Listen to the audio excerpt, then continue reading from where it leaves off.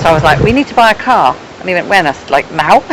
So we literally went out, found a car that following weekend, bought it, went to Bill Gwyn Rally School, did my rally licence, Barry did his navigation licence. Then in April, the car was ready to ship, not even done anything in it. Came on the Geese Line boat. What make car was it? It's the Vauxhall Astra, the same car we have now. What was all that?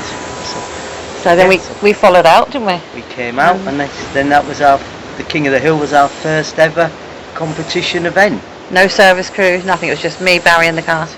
And that was literally it. Yeah, exactly. And that was what year? That was 2008. Oh. And how did you do then? We were doing really well until the last stage. The engine caught fire. Literally, as we were going to go into the start. As we were going into the finish, it was a bit of a. We had a failure of the wires, and it caught fire. But that's the only one we've had.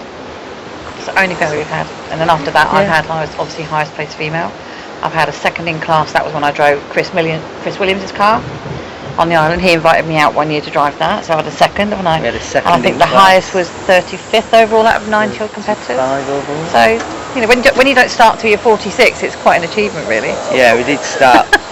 I was a late starter. He's laughing over there. Look. Yeah. 46. But before that, did you have an interest in rally driving before you came to that point? You never thought about driving, did you? Never thought about driving. Spectated for years. My family have always been into like banger racing and Formula One and things like that. But never thought about driving. And then we came out here, we found out about it, went back, I spoke to Shelley Tort, and she said, Cheryl, she said, just go and do it. You're never too old, just do what you want to do. Go and buy a car and do it. So she sort of encouraged me along with Lorena McLaughlin to do it, and that was it really, straight in the deep end. So I didn't have a clue.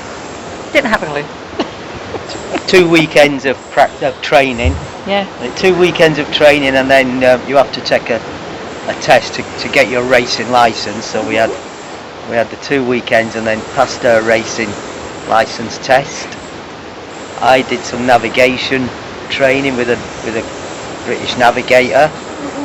Didn't really understand any of it. So that was how we came. Yeah. And that's literally how it started. We've met, haven't we? Yeah. We've met, haven't we? I'd never had a holiday, never been on a plane, ever. And then we got together, you went out in shopping one day, and he came back and he said, I don't know what to buy. I said, well, think of me, you'll buy something.